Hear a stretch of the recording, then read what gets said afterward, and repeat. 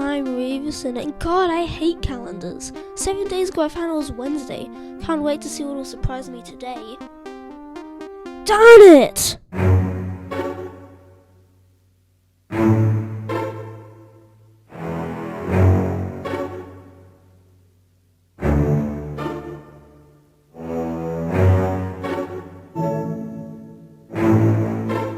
Yo, you should low-key look at that calendar again.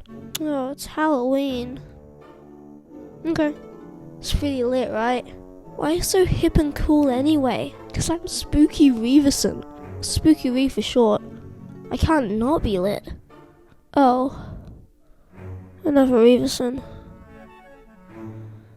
Anyway, since it's Halloween, today I'm going to review Super Mario Odyssey. I got a comment saying it wasn't spooky enough. Well, screw you! Fine then, I'll review MediEvil for your PS1. And I'll do it outside too, for added effect. Okay, let's start with the story. In medieval times, in the land of Galamir, Sir Daniel Fortescue is made a legendary hero as he defeats the evil Lord Zarok. Well, that's what most people think. Really what happened was that Sir Dan fell at the first charges as he was shot in the eye. He was really in cahoots with the king to make himself cemented as the legendary hero who defeated Zarok. Then, hundreds of years later, Zarok has returned, and who was to deal with it? Dan. He wakes up and all of the actual heroes are statues in the Hall of Heroes, who will know that you are useless and laugh at you throughout the whole game, even going far enough to call you it. Your goal is to travel across Galamir and defeat Zarok once and for all. This game leans heavily on that. This game feels like you're on an actual journey more than any other game I've played. The areas that are the levels in the game feel natural. It's not like Mario where you suddenly come across a desert. It transitions nicely. You also meet an awesome cast of characters that feel real, and each level also has a pre-level cutscene that fleshes out the world of that level. Once all of this mixes together, you get one of the best and most immersive and atmospheric worlds in any level-by-level based video game. You've probably already noticed that the atmosphere in this game is also very spooky. If you told me that Tim Burton helped work on this game, I would believe you. Looks like Beetlejuice with a PS1 flair. The fact that this is a PS1 game actually helps it look better because all the jagged shapes make it look spookier. This makes MediEvil one of the best looking PS1 games due to how the ugly models help its theming. Now, let's talk about the gameplay. In this game you go through lots of levels in a semi-linear fashion. In the levels you can come across puzzles, enemies and quest items. The quest items are generally used for the puzzles that are really interesting but aren't that hard. Those involve things that seem obvious but wouldn't be possible in a video game. Early in the game you come across a witch cave with an empty altar. You hear a gargoyle talking about how the witches from the past used fire to make spells. So you light a wooden club and put the fire onto the altar and open some cages to get a witch talisman. You can use the witch talisman to summon 2 witches to unlock a hidden quest and even an extra level. Anyway, the enemies can be attacked with various weapons that you find that either can be used forever, have a durability, or use ammo that you need to buy from a shop. Each weapon also has 2 attacks which use the weapons in 2 different ways. When you get hit you lose health. I know, mind blowing. Once you use your health bar, you don't die, but instead you use a life bottle that acts as a second health bar. Over the game you get more life bottles, and this is important because in the game your health stays the same across all the levels, meaning if you run out of health, you're out of luck. You want to try hard to conserve your health, however. You're able to use a shield to block certain amounts of damage and even to do a daring dash to avoid enemies. Although with that, why must you attack the enemies? Why can't you just avoid them? This is because you need to kill them in order to receive a chalice. The chalice can be hidden within the level, and you need to kill enough enemies to make it appear. Once you collect it, you will be sent to the Hall of Heroes that I mentioned earlier. You give the chance to a statue, and the statue will give you a reward, which is either life bottles, weapons, or gold. The combat isn't deep, but it does the job. Hey look! What's this? A transition! I told you earlier how the levels transition naturally, but now I'll tell you about the levels themselves. The levels are generally non-linear, like a level from Spyro, although some levels are linear. Sometimes you even find big lore dumps, like how in the village you come across a library with books filled with readable lore. The levels also have some pretty unique and creative set pieces. Almost every level is unique in this way. In one level, you're in a hedge maze and trying to solve riddles. In another, you infiltrate a castle and escape it before it explodes. In another level, you're inside a floating ghost pirate ship.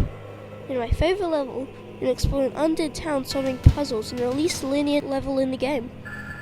And in one level, you need to release a platoon of evil magic shadow demons before fighting two of their leaders called the Demonettes on a floating chessboard. This is actually one of the few boss fights in the game, which can be quite fun, challenging, and most importantly, memorable. The others are a Scottish dragon, a ghost pirate captain, an ant queen, a mouldy pumpkin, a stained glass demon, 2 wolves, and the final boss. Most of the bosses aren't bad, but could definitely be better. You're probably wondering why I haven't mentioned the soundtrack yet, as I can't help talking about soundtracks. My opinion for this soundtrack is that it's amazing. It's one of the best PS1 soundtracks, and probably in my top 20 favourite soundtracks overall. It's incredibly atmospheric and well made. I don't think it uses an actual orchestra, but it invokes the feeling of one. It's like the journey throughout your entire game is being orchestrated alongside you. My personal favourite track is the Hilltop Mausoleum, however.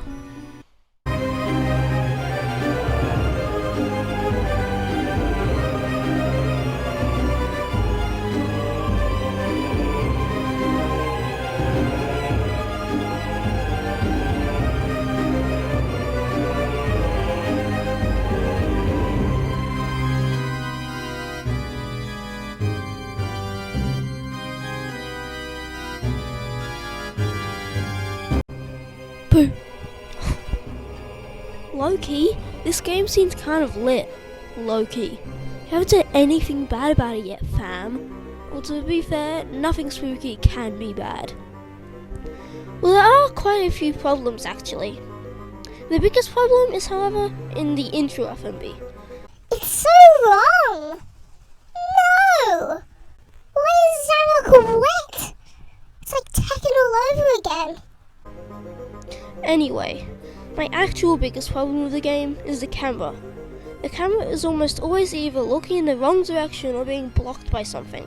It's as if there's an actual cameraman that can't move to the most optimal camera angle. Also, sometimes enemies can be unfair to the point of frustration, like pushing you off ledges and making you lose an entire health bar, or maybe just doing more damage than it should. Also, the controls for Dan can be too slippery and hard to use on thin platforms for certain levels.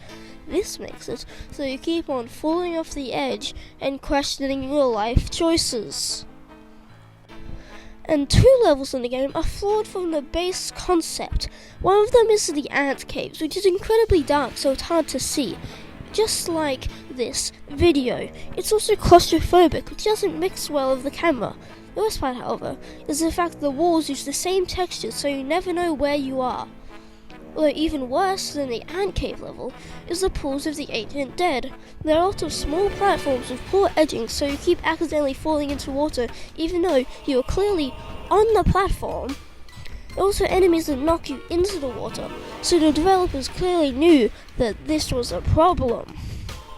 Also, there are gaps you need to jump over which aren't that bad when you think about it, but also, it is bad when you think about it. And the collision detection is just not good. I've heard other people say that the puzzles are too cryptic. No, people also have said that Sir Dan is a bad character. How? He's so charming. Other people also say that the game is overrated. No, the game does so many things right and absolutely nails the atmosphere more than any other game I've played. so let's finish it. As near the end of your adventure, you find Zarok's time machine.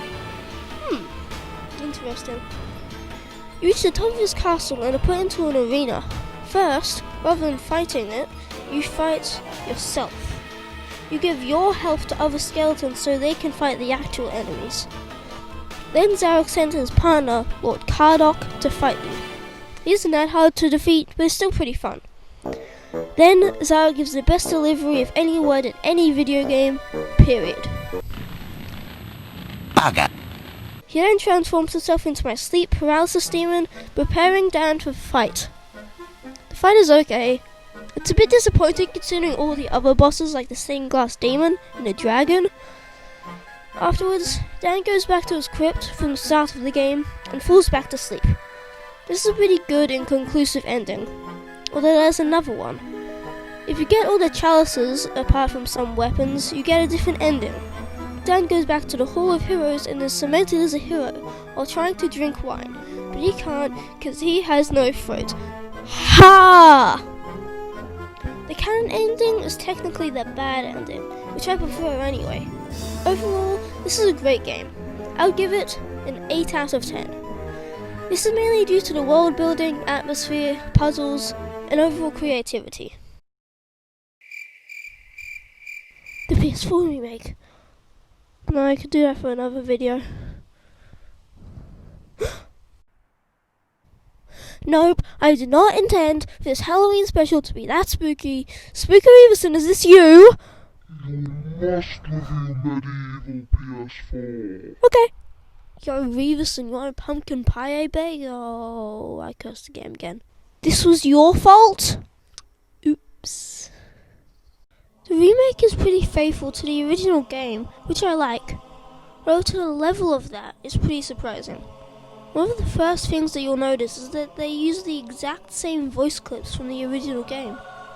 Honestly, I wouldn't have it any other way, as the original voice acting was really good. The cutscenes also shot for shot recreated with modern technology. These new cutscenes look stunning. It's so much better than the original intro FMV. The main differences in this game are from the visuals, as the sound was mostly untouched. The music, however, was fully remade and actually orchestrated this time, though I think that it isn't any better or worse than the original. Anyway, the visuals have had a big overhaul, and now it looks beautiful. There's so much more detail put into the visuals, and some parts look disgusting. The 2 pumpkin levels of this game just look vile and muddy. The pumpkin serpent himself, I can't even put into words. The crystal caves, on the other hand, looks pristine, colourful and beautiful, like it hasn't been touched in a century. Although, as I mentioned earlier, the PS1 jaggedness helped the graphics make it look more Tim Burton, and that isn't really in the remake. Because the graphics are more defined and curved, they lost a bit of the atmosphere from the original game. This game seems to go for more of a comedic theme, similar to MediEvil Resurrection. Not only are the visuals less spooky, but the animations are made much more bouncy, stupid, and funny. The original game had small amounts of comedy, but the main focus was its atmosphere. But in the remake, it's as if you need to put clown music over the game. Though I don't think it's as bad as MediEvil Resurrection. Now, let's talk about the actual gameplay. It's mostly left untouched, although the biggest difference is in the combat. Dan seems to have a better swing with the swords and hammers to make it easier to aim, and also a lot of weapons have been buffed. For example, the hammer's secondary attack now does much more damage and has a huge splash radius, making it the best secondary attack in the game.